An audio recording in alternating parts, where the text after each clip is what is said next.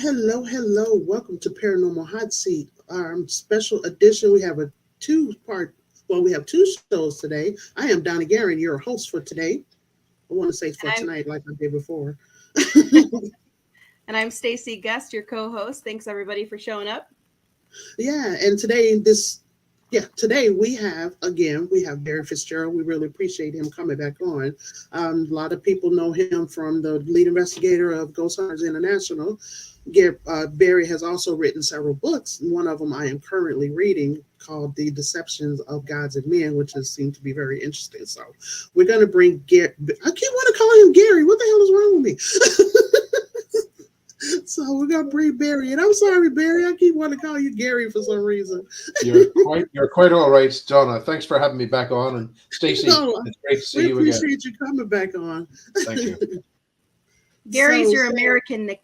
I know American. that's exactly that's the American nickname. So we were just backstage talking about this portal that you're gonna. Where is this? Where is it? Where's it It's, located? it's it's in Ireland. It's in the centre of Ireland. Oh, okay. This is an investigation. It's ongoing, but it's looking very, very promising. I've already finished the interviews and things like that. So that's all in the bag. So what we need to do is get ourselves out onto the field, as they say, and start running tests and everything else. Hmm. Uh, but it's looking very, very interesting. We're hoping for big things. There was another portal that I was visiting some time ago. I was using a particular device that registers disturbances in time, because these particular portals, when especially even when we go back and look at the ancient manuscripts and how our ancestors were experiencing things around these places, there always seemed to be this difference in time. And I was using this meter to look to look for that particular signature, and sure enough, on the event horizon of this particular location, we seen for the first time, we saw a disturbance in time. Oh wow. And to be able to record that on the camera was absolutely amazing. To have that done. Oh, I bet. We're absolutely thrilled. Though I have to say, some of the portals now you don't want to be around. That one that I was talking about, the Island of the Dead, and that was a place that really tested me beyond what I thought I could ever deal with. So it was a place that I have no love to go back to. Wow. Yeah. Have you ever been to Bob Mackey's? No, I haven't. No, no. Yeah. I guess there's supposed to be a portal there too. A portal to hell is what they call it, right, Stacy? That's what they call it. Yep. The portal to hell. Mhm. Yeah. Yeah. Well, the thing is, when we go back, and there had been some tests done, early examples of AI technology and things like that. And it was programmed with a lot of the data, and it was my research partners, Steve Mira, had been talking to me about this, and the all the information was put in, and it was asked to assess that particular information, and it came back through the AI that what we're looking at is something that's coming from the same source. All of it was coming from the same source. Interesting. So that really turns things on its head.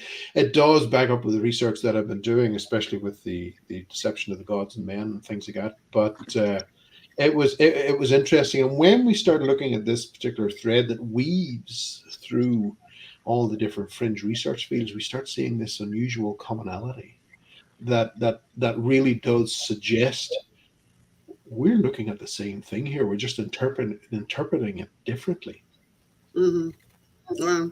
Interesting. So one of the things that the deception of gods and men, like I said, I'm reading it. I haven't got far as I wanted because life gets in the way. Mm. But what I thought was interesting is where you were talking about how these cultures, of course, back in the ancient times, they were praising their God, they were worshiping their gods, and how these gods were coming from the heavens, fiery chariots, and this and that.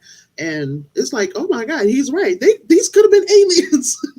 Mhm, it's, mhm, it's like, mhm. oh my God. So that I was sitting there looking at it like, okay, that's a good point. That probably is.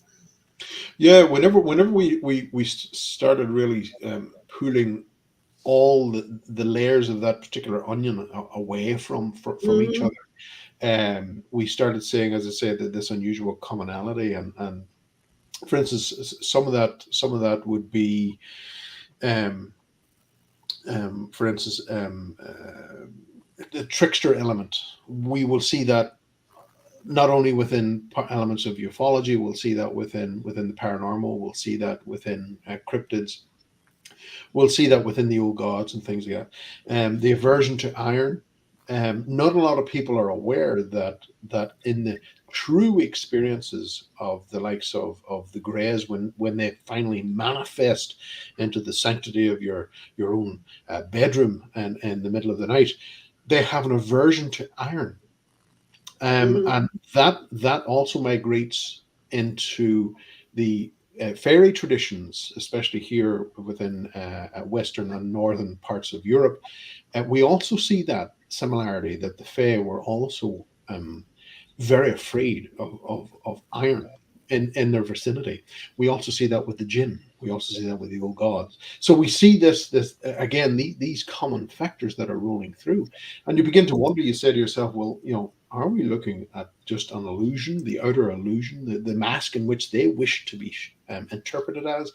Hmm. Because if we start tracking these masks, if you like, we can run into a brick wall very, very quickly with research, because you can't get beyond the wall, because there just is nothing. And But when we started tracking it by the phenomena in which it interacts with us, that was different, because that then led us back, right back to the beginnings of the written word. So we were able to track it using the phenomena in which they interacted with us, rather than the appearance that they took Hmm. interacted, because that appearance can change sometimes twice in a generation. And so that's always continually, and it's always thrown us off the scent. And humanity has a this bizarre um, way of forgetting um, um, their history and their experiences. And we tend to, especially from a modern perspective, I find that we tend to regard the areas of the phenomenon and the greater pictures, that if we don't experience it in our exceptionally short lifespan, if we don't experience it, then it's absolutely it's non-existent. and Right. and by doing that, we are actually eradicating 5 to 6 to 7,000 years of history from our Hmm. ancestors who did leave their research, who did leave their encounters within the parchments, um, letters, and various bits and pieces of what they did. So I think it's quite damaging, to say that, well, if I don't see it, it's not real. And when we get into it and understand the actual ability of eyesight in itself, it is probably one of the worst in the animal kingdom. So to say that we don't, if I don't see it, it isn't there. Well, Yeah. There's a phrase for that, the doubting Thomas syndrome. Yeah. yeah, yeah, Mhm. yeah. And sometimes, now, don't get me wrong. Sometimes people are locked in their paradigm and they don't want to disturb the walls of that paradigm, because Yeah. that's the way their life is, and there's no room for any of this other stuff within that paradigm. I totally understand that position. I get it. Yeah. And So because I want to. Oh, go ahead. I think when we do come face to face with something, it really does shake the foundations of what we know this world to be. Yeah, it really tests our belief system. Mhm. And yeah, I've met a couple So, people like that. They just don't want to know. They don't care. Yep. They yeah, don't and want they to do. know. And Yeah. like the guest that we have on later today, he fashions himself as a demon hunter, and Oh people yeah, yeah. kind of laugh at it. He demon hunter. I was like, well, this is if there's good, why is it they're not evil? This you have good and evil. If he's had these experiences, why are you making fun of him? Because if this is what he said that he's dealt with or he's seen, I don't know what the problem is. So Mm. it's going to be interesting to talk to him later and see what kind of things that I, he's I, experienced. I, yeah, I think in regards to demonology, it has become um, somewhat of an abused word. Yeah. Because every time we turn on the television, it's demon this, demon that. You have a Oh, demon, yeah. and all of that. That word should not be used unless you are absolutely sure. Yeah. And to be sure, like all good science, good science starts with observation. Mm-hmm. That is something that doesn't really tend to happen now within the research fields. Observation, unless you're getting into sponsored research, the mainstream out for shits and giggles, that does not happen. You Yeah. take what comes along and you accept it, and that's it. But there are things out there that can absolutely tear us a new ass, and unless we're aware of them, that can lead to trouble. Hmm. Yeah. Have you ever encountered anything yourself, like negative or an evil energy? Oh, quite a few. Quite a few. And in fact, I have to say, coming near the end of last year, we ended up in a situation. Well, I ended up in a situation where I got too close to the sun, and my research was able to pinpoint something specific, and it was by pinpointing that specific element that all hell broke loose. Wow. And it took a while to move that stuff away, and for me to pull back on the reins, and slow off, because I was going at it, hell for leather, and I had attracted attention, unwanted attention, by what I had uncovered in the research, because what I had uncovered was where it comes from. Mm-hmm. Oh, And and it didn't like that, did it? it did not like that. No, Mm-mm. not at all. Not at all. Because it changes things. It changes things up. It changes the way that we approach it. It changes how we recognize it. And no way, no way. And I Yep. can't go on. I can't explain that any further because of what went on. But anyway, um, we shall see what happens with that research if it continues. Yeah. That was. I'm pretty sure it was you. There was an episode I was watching of GHI, and you went down, go down in a basement. It was like these concrete stairs. You went to go down in this basement, this old building, and something on the other side like really hit this door really hard, and like this loud growl or whatever. You were like, nope, turn Mm. around, go back upstairs. Yeah, that was Rajnov in Transylvania.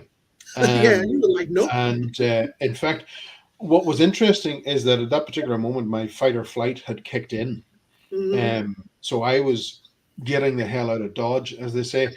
But I can remember distinctly, as I was clambering on the stairs to get my grip to get up the stairs, because there was no reel that I can remember.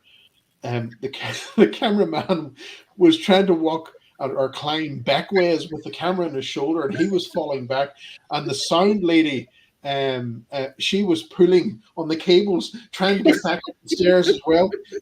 But one of our fan base had slowed the footage down to show that the door, we couldn't get into that particular room; it was locked, and Hmm. we couldn't get someone to open the room because we were snowed in. We were on top of this mountain, and the snow had come down, and that was it. Wow. And many places the snow was up to our waist, so that Wow. we were getting no assistance from there. But this particular part of the castle, I said, there are indications here that there may be something else being practiced here. And it was interesting that later on that I was to uncover information of practices that come from the Middle East, way back into the Babylonian period, occult practices, which was associated with Vlad's family, and Vlad being Dracula. Hmm. Uh, but this particular tower had attracted my attention and said, no, there's something more about this tower because of the naming of it, and the association with the particular direction of the gate and everything else. And we went in, and the apparition was there on the other side, but this door was pushed out. No one of crew or anything was in that room, but as this thing made its way past, I was bolting off, but the door was moving out. And so I was, yeah, it was quite a scrambling session to get out of that one. My sister says she's allergic to snow. I have been watching the what did they call it, the weather bomb that fell in the U.S. there just before Christmas. That Oh was yeah. Yeah. absolutely Hmm. Wow.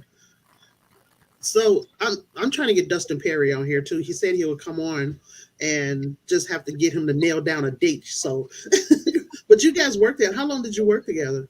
Because oh he my. actually co-authored one or two of your books, We right? did yeah, we wrote the first one, which was the complete approach, which is out of print now. And I can remember we wrote that in Argentina when we were filming out there. And a beautiful, absolutely beautiful country. We were looking for Hitler, by the way, which we didn't Oh find. wow. Um, and a beautiful, beautiful country.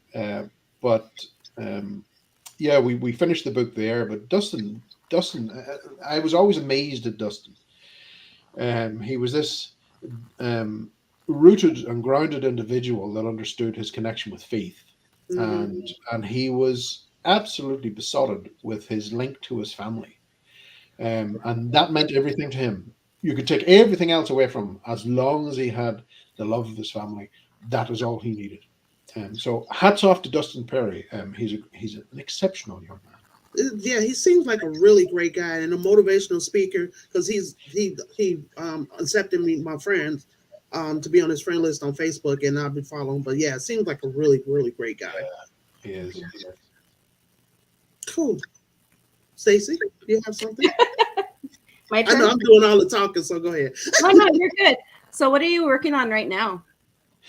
Oh my goodness. There's a big project which is working in the background. I can't get into that. And I'm also working on a filming project um, based on an island in Ireland here, which seems to suggest that the island itself, um, the history of the island goes back beyond the medieval period. And I was filming archaeologists there who were digging on the island last July. So I stayed the entire month and I was filming the guys and got to know them and everything else. But I also got to see some of the artifacts that were coming off. And one of the artifacts in particular, in fact, it was the last day of filming. Isn't it always the way? Yeah. That this particular artifact came out of the ground and I spotted it straight away. And I said, no, that's our key. That's the one that Wow. we needed. That ticks the aspect of this island beyond, I believe, the medieval period and back into a prehistory, a history in which this island was seen as sacred.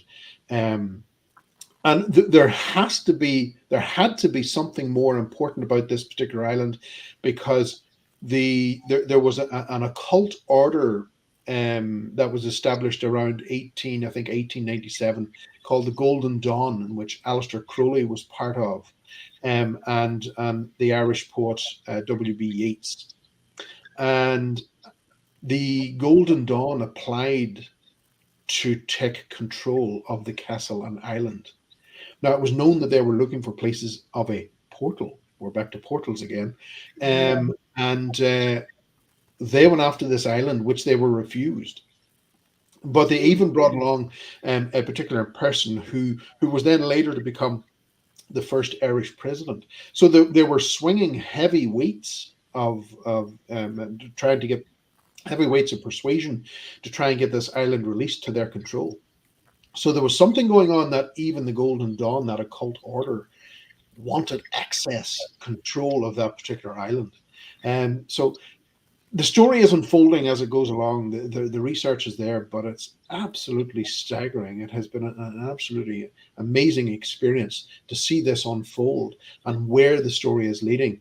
And we're in the process of trying to find particular companies that want to pick this up and take over from us. But we'll see what happens. But it is a highly bizarre place, highly bizarre island in the most beautiful and picturesque location in Ireland.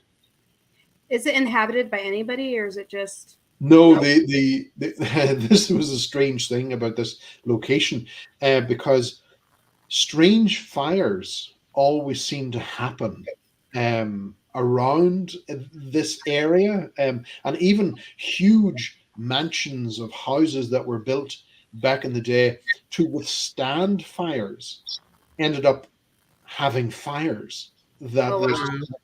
create serious problems. And in fact, prior to the current castle being built on the island, it was struck by lightning, and 300 people were killed on the island Wow. Wow. that particular day. And then in 19, I think it was 1912 or 1916, the castle burned again. Wow. Um, so that was for the last time. So there's just this huge ruin, and other remnants of periods past on the island, of previous occupation. But it's an absolutely beautiful story to be told, and I think it's worth telling. Yeah, that's really cool. Yeah, There's, I there's would there's love no that. natural gases or anything like, you know how bogs sometimes get the bog fires? There's nothing. Well, we would probably have a huge amount of gas coming from the government buildings in Dublin, but that's about it. Oh, wow. Okay. Interesting. I want to go there. Yeah, we have those in our government here too. Full of hot air and gas. Yeah. Man, I would love to go to Ireland one day. I know it's beautiful there. I would love. There was such rich history there. I would Oh, love. it's absolutely fascinating, and you know, in the across Ireland we have passage chambers, huge stone structures that were covered in soil, um, and they were built before the Great Pyramids of Giza in Egypt, and they dot the landscape. And you know, I've got access to these locations 24/7, 365 days a year. And one of the locations, in fact, I was aware, looking at the evidence, the archaeological evidence, and what we were working on, that a lot of these particular chambers were used as doorways, as portals, if you like, but they were Mhm. activated on specific. There was a specific time in which they were activated, and by doing that activation, then the this information was being passed through, and the gatekeepers to that were serpents. Oh So the wow. information was being passed via the serpent to the people who were in sitting within the chamber. And isn't it interesting that within the biblical connotation, that the serpent was known as the wise one, Hmm. um, Hmm. and the information was passed along.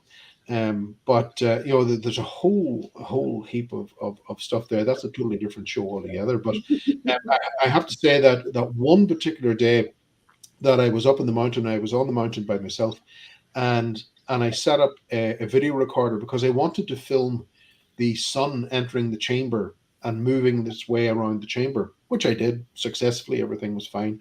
But I also put in a recorder, an audio recorder.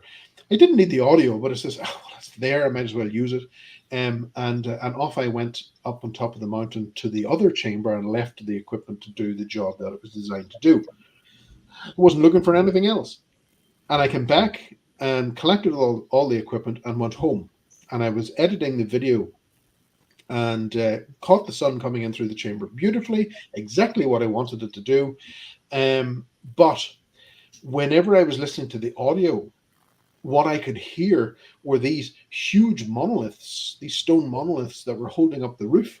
They were grinding in position Oh inside wow. the chamber. Now I could see the video, and I could see this is not moving. There is nothing moving in this chamber, yet I can hear these huge pillar stones grinding on the bed stones that they're positioned on. And Wow. for the life of me, I couldn't figure out what on earth was going on. And then suddenly there was a drum beat, and it was a boom, boom. And then within zero point 0.3 of a second, there was another one, boom, boom. It was higher. So you got this boom, boom, boom, boom, Okay. boom, boom, boom, boom, boom, boom, boom. And this was being recorded inside the chamber. Again, there was no one in the chamber. There was no drums being played inside the chamber. Yet this noise was occurring. Now, the strange thing is that the people who built that came from the Fertile Crescent. We know that from archaeological data, that these people were coming from Babylon. The great mound builders were coming from Babylon. and they came and they built those particular chambers. But also, I have to say that they also used a drum during their ceremonies, and the drum was to mimic the heartbeat of their god. Oh Oh, wow. wow. So you got boom boom. But this other high pitched, I couldn't work out until later. I found out that the high pitched was actually an echo of the original. Boom boom boom boom boom boom boom boom. Oh Now, wow. what I did is I took that echo 0.3 of a second. It turns out that that particular the passageway that I couldn't see, but the passageway, the doorway that opened was 300 foot long because the echo. That's how long it took for the echo, the sound to travel. Zero point 0.3 Wow. of a second. It was Wow. 300 feet. Now that chamber is not 300 feet. It's not even 12 feet. But it was an absolutely amazing find to have and to witness that and hear it. But it's strange what our ancestors left behind, and the people who came here to build those particular chambers and had that very unique appreciation to frequency and sunlight and vibration. Um, Evidence would suggest that some controversial evidence, of course, but it would suggest that the people who came from the east to the island, they absolutely obliterated, they destroyed all the male lineage of that particular culture. So the history of that was gone. It was wiped out. So Wow. everybody that was coming along after that were finding these huge stone structures and inheriting them, but didn't know what they were. So they started making adjustments to them to suit their belief system. And this change continually happened time and time and time again. And even when the Vikings came, we see that when the Vikings went to one of the particular chambers up in Orkney, in the Orkney Islands in Scotland, then they I suppose they added stone graffiti of their own, rune stones into the wall of this very ancient passage chamber, um, which again predated the Great Pyramids of Giza. Wow. Wow. Leave it to the Wow. Vikings to do that. Indeed, indeed. Pillage. Jeez. Man. So what made you go from, well, I mean, you're still investigating, obviously, but what made you want to get into writing books? Um, I have to say, beginning with Dustin, um, I had been going to these particular events and watching what folks were doing, and speakers and everything were there, and sometimes they weren't even speaking; they were just there selling their books and everything else, or selling pictures of themselves, and all of that stuff. But I have to say, it I wanted to give something back to the community instead of taking from it. Okay. So that's why I started, well, along with Dustin, we started writing these particular books to share what we were finding. And people can take it or leave it. Entirely up to Right. themselves. Right. And I continued on from there. This is what I've done. And I'm not trying to convince anyone. All I'm saying is this is what I have found. Right. Um, Take it or leave it. And it's entirely up to themselves, because a lot of folks will say to me, well, what would you say to a skeptic? I'm not interested in saying anything to a skeptic, because this is my path. Right. If you do want to read about my path, it's a free world, well, within reason. And you can take the book off the shelf, or you can leave it on the shelf. Yeah. I, I, Like I, I I said, don't it's up mind. to you. Yeah. Read it So or I don't read recommend everybody take it off the shelf. They're good books. it. Yes, they are. They're really good books. Don't leave it on the shelf. Yeah, I got the Kindle version of the Deception of Gods and Men. I've been, because I have my 10-year-old granddaughter that I adopted, so she's always in here, so it's hard to read, and she's got Bubble Guppies playing in the background. yeah, Oh, I Peppa get Pig, your favorite. that. Yeah, I became a grandfather a year ago, so everything now is Peppa Pig. And so and I must say, I think Mrs. Rabbit is up to no good. I think Oh yeah, yeah. What did he say? something's She about this was. woman. She's multi-talented, and she's got her feet on every business that's going. I think there's a money She's laundry. laundering money. Rabbit. They're too funny. Yeah, I was like, what is with this character? It just, oh my god, yeah, it's too funny.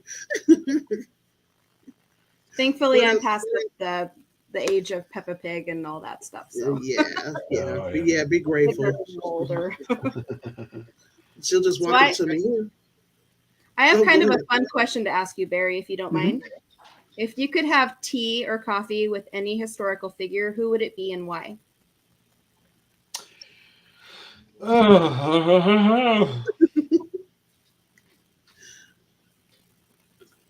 Hitler, Okay. um, Jesus, and I don't know about the third one. But yeah, those two. I'd like to ask Hitler why. Yeah, What was just going shake the through hell it? out of them. What was going through? Well, it was to understand. I get that there's a lot of books out there that say why he did it and their understanding and all the rest. But I would like to hear it from him. Hmm. Why did you do what you did? Why did you sanction this? What caused that? What was the spark that triggered that? And I know that he was on a lot of drugs, and there was, especially near the end, he was completely rewired with the drugs he was taking. But it was interesting that one of the doctors that was prescribing the stuff to him happened to make a comment that one particular night Hitler shot up in his bed, one of the rare nights that he was actually asleep. He shot up in his bed and looked into the corner of the room and said, there they are. Can't you see them? And I thought to myself, that sounds like a man that's possessed. Mm. Um, so again, it'd be a very interesting subject to go back and look at to see what was driving him to do this and who was behind that particular facade of driving him, pushing him along. But Jesus, yeah, I would be very interested to interview him um, and get his take on the modern version of him in the modern sense, which we know as Jesus. Yeah. So this idea that he's white and he has long hair and a beard, and his name is Jesus, which was a name that wasn't used until the 18th century. No, Uh, I know. so, I wondered to myself, what would he take on this other person that took over his position, um, and this archetype which we created. Mhm. What's his opinion on that particular archetype? And by the way, when were you really born? Yeah, because I heard sometime I've heard like September, and then I've heard he was born in the spring. I heard the spring too. Yeah. Yeah, and they the Christians they totally took over Christmas. It wasn't Christmas, so Well, yeah, there was a lot of things going on, Saturnalia and all the rest, all that fancy stuff was going on. Of course, that's why we get our presents, which we love. But it was a strange times, and maybe the Emperor Justinian or Constantine, sorry. I would probably like to interview him as to say, well, how can you tell the Christians what to do and you rubbed out some of that book and you brought in another element of this book and got rid of 50 other books out of the texts, and then you went home and I believe he boiled his wife and burnt his son, or else it was the other Wow. way around. And then I would probably hand him maybe a few stones and tell him to throw them inside a glass house, because he really needed to look at what he was doing before he yeah, started telling the rest of us what to do. yeah, those Wow. are good Yeah. picks. Yeah. Quite morbid, I suppose, in their own way. Yeah. Stacy said that she would sit down with Harriet Tubman if she had the opportunity. Oh yeah, she was a badass. Oh, Yeah. good. I'm gonna take a short commercial break. How about that? Sure. Let me All see. right. Let me find it. There's my video. Ah, there we go. Is that the one? Yeah. Hold on.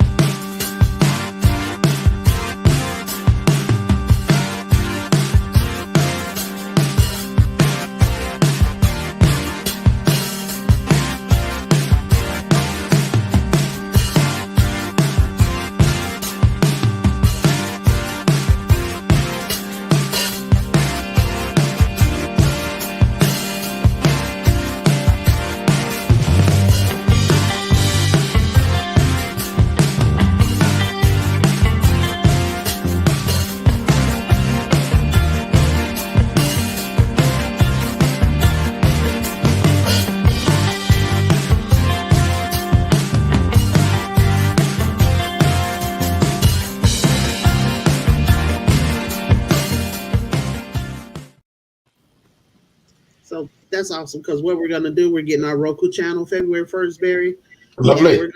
we're gonna allow paranormal teams to stream to our channel for free. They can sign up with us and then they can stream. Ah, So yeah, that's gonna be awesome. So very yeah, good. Very good. put that little My plug in. wishes for the big success. Oh, well, thank you. Appreciate it. I kind of want to back up a little bit because we would go back to your book.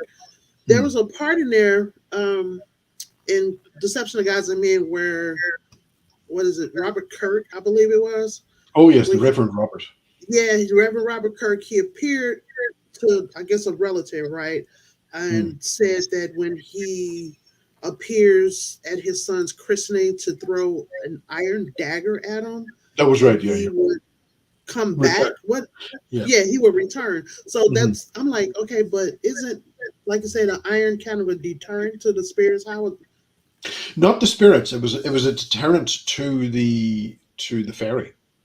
oh, You to the see, fair? Reverend Robert Kirk was alleged to have been involved with the what they're called in Scotland the Seelie, which were known as the Good Fae, and the Unseelie, which are the darker ones. But Kirk he was exceptionally intelligent. He had um, created the Gaelic version of the Bible, Hmm. and released that and everything else. So the intelligence was there. Yet he was spending time in this location, which is still very much there in Scotland. And it was while he was out on the hills that he was having these encounters with the Seelie, and they were bringing him to their place, which was not something which was up in the sky or on a different planet, which is the new paradigm that's delivered to us by ufology. Instead, he was being brought underground, and and so he was being brought to their location, their kingdom, if you like, whether it be dimensional or some physical reality in this world. Um, but he seen that there was a great rift between the Seelie and the Unseelie. The Unseelie hated humanity. They did not care for us one iota. Hmm. And but he wanted to repair that rift. So he ended up approaching the Unseelie, and that was his grave mistake.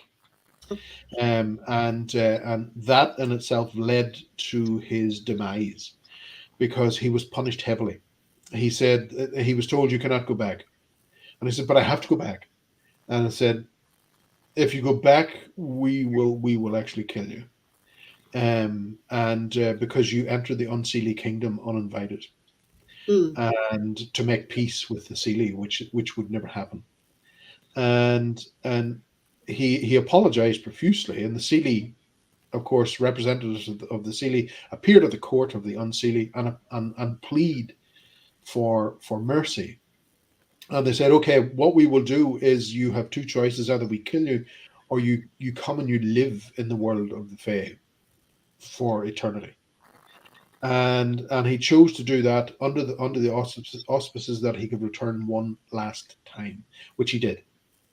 And he left his notebook in a cabinet, along with notes for his son, and I think his wife. I might have that wrong, but and the instruction was there that he would appear on a certain day, at an event, a family gathering, and when he appeared, that they had to throw an iron dagger at his appearance, at his likeness, in Mhm. which that would release him. So obviously that was, he had been told this is his get out clause: throw the iron dagger at the image, and that will have him released and back to this world.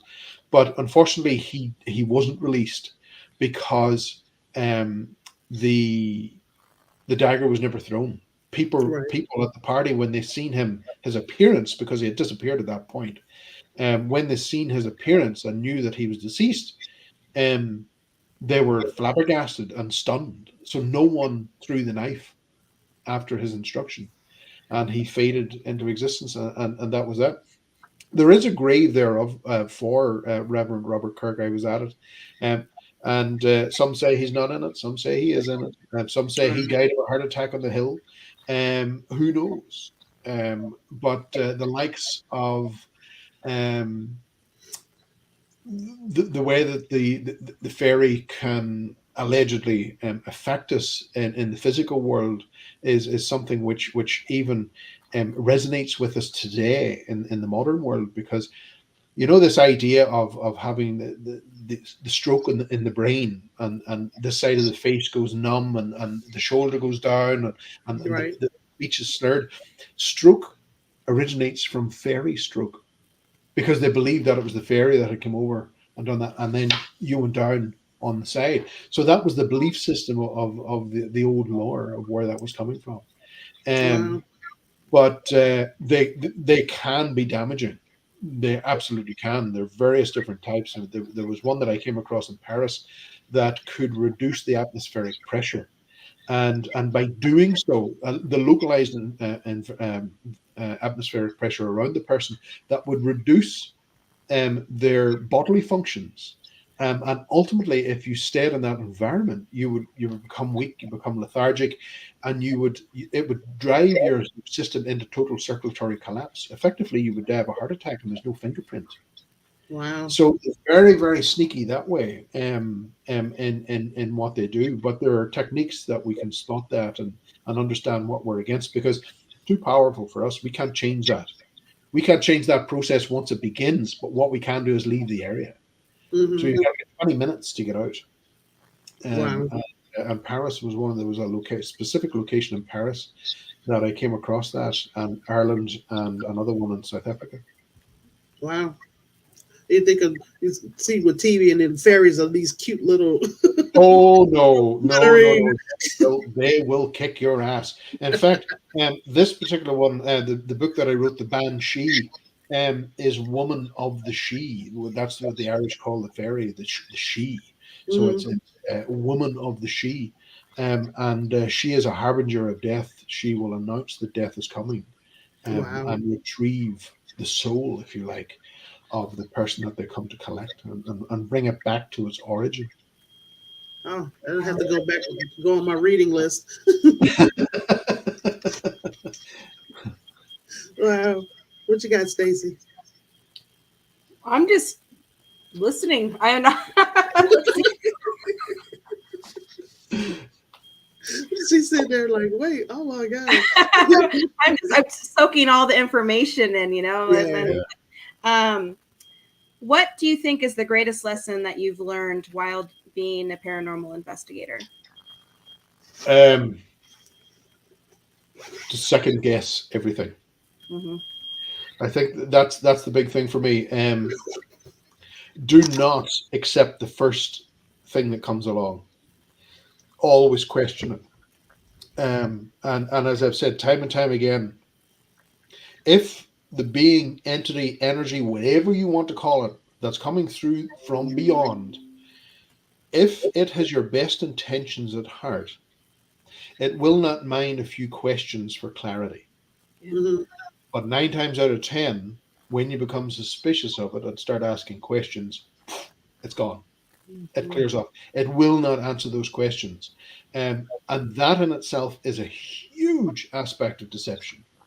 And we have to stop taking the first thing that comes along, no matter the appearance. It can be a ghost cat, it can be a ghost child, it can be a UFO, it can be an alien, it can be a fairy, whatever the case may be. We cannot accept that mask anymore. We have to question it. We have to get to the bottom of it. And when we start applying the thumb screws, that's whenever it starts backing off. And that to me Hmm. sounds off red flags. Yep. Yep. So we were, a couple of us were at this cemetery one night. It was last year, but we're sitting there and um, I started getting nauseous. Then I got dizzy. Then the lady next to me, when my nausea cleared up, she got nauseous. And then she got dizzy. And then I would get nauseous and I get dizzy. So would you think that something was like attacking us or There's one other thing I got to ask. During the onset of the nausea, were you feeling warm?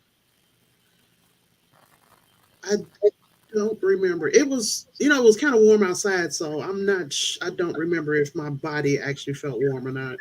Because that's one way that they reject us, and to Hmm. target us physically is to increase the heat, the nausea, and the weakness.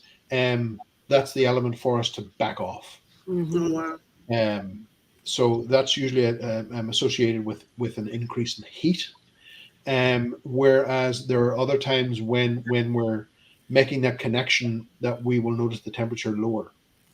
Okay. But that's okay. That's all part of that nature. But what's coming through, we got to question.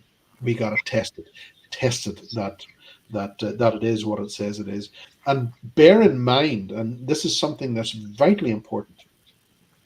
All our experiences that we have had, all our thoughts, our loves, our hates, our doubts, um, even those aspects that something we're not proud of in life, we carry that, Mhm. and that can be read. So for them to clarify that they have your best intentions, you have to come up with a plan which removes you as a communicator. So you're going to be requesting information that you don't know, Hmm. and this has to come from someone that's outside of that circle. And so we have to think bigger this time, because anything that we have experienced, whether it be, you know, there are many times that using various different devices, whether it be Frank's box or Ouija boards, or whatever the case may be, some things that come through and say, "I'm great Auntie Betty," or whatever the thing is, Hmm. and then you'll say, "Well, I had a great Auntie Betty," and you'll accept it. Yeah. Right. But when I tell you something, if you find out that during that particular exercise that it has made one discretion or indiscretion, or one thing that wasn't quite correct, get the hell right out of it. Because if it's told you one lie, it'll tell you more and Oh, more. yeah. It's accessing your information that you carry. So Wow. we have to remember that. And there are many times we'll see the phenomena. We can see this crossover into a conscious connection, in that even during the aspects of EVP capture, before you ask the question, you've thought the question, but before you ask it, the answer is on the recorder. Before you actually ask, it has intercepted the thought. Wow. So we have to be aware that there is a conscious connection as well with these beings, that they understand who we are. There are particular processes in which we can lock that out, but those are esoteric practices which I won't go into. Um, but um, we have to be able to block them, so that we can ascertain that they are who they say they are. Yeah. Yeah. And as I said before, if they're there for a better intent, they'll not mind a few questions for clarity. Mhm. Yeah. That goes back to when you say you have to ground yourself pretty much before you can do an investigation too. Oh, yes, yeah, you have to be grounded off as well, of course, and that goes without question. But um, a lot of people will say, well, what particular type of protection would you use? Everybody's different. I am not one at all for group protection, not at Hmm. all. Um, Individual has to look after themselves, Yep. Right. and I'm a big advocate for that. And because there are various different things. To me, as the being manifests, um, iron iron is an absolute wonderful amulet to have around your neck, because they will tend to stay away from that particular person. And if we go back and we look at, There's mine. there you go, and if you That's go from. back I and you took look your advice at, from the last show, and I bought me one yeah, off of Amazon. Yeah. yeah, if you go back and you look at that, you can see that these particular beings have an aversion to iron, even the incubus and succubus, those ancient Semitic demons. And I hate using that term, but Yeah. demons, as I say, but um, those beings will wait on the female who will go will enter their monthly cycle, and they will attack them, because Wow. most will go anemic at that particular point Right. Mhm. until the iron drops before they launch their attack. Wow.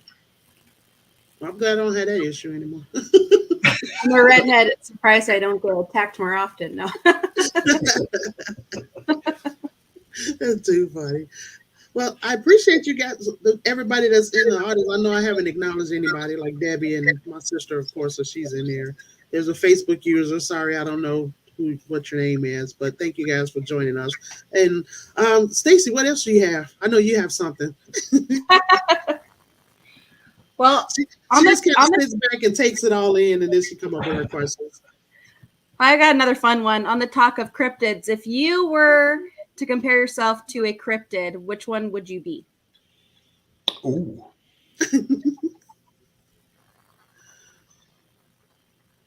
I'm not Gotta actually pick quite. I'm not quite sure. That's a tricky one. She's known for doing that. I would probably say one of the giant serpents, because I slip back and forward between our world and theirs. Oh, there you go. Nice. So yeah, yeah, I I'd be think a I'll take that werewolf. one. Werewolf. I'd be a werewolf. Yeah. I like the And who moon. would you be, I like Donna? Huh? Who would you be? yeah. Me? I have no idea. Because that's the first thing that came to my mind was a werewolf, but I don't know. I would be Bigfoot, I think, because I'm kind of, I would like to be elusive. I'll have people looking for me, and then I'll just be hiding, peeking around the shadows.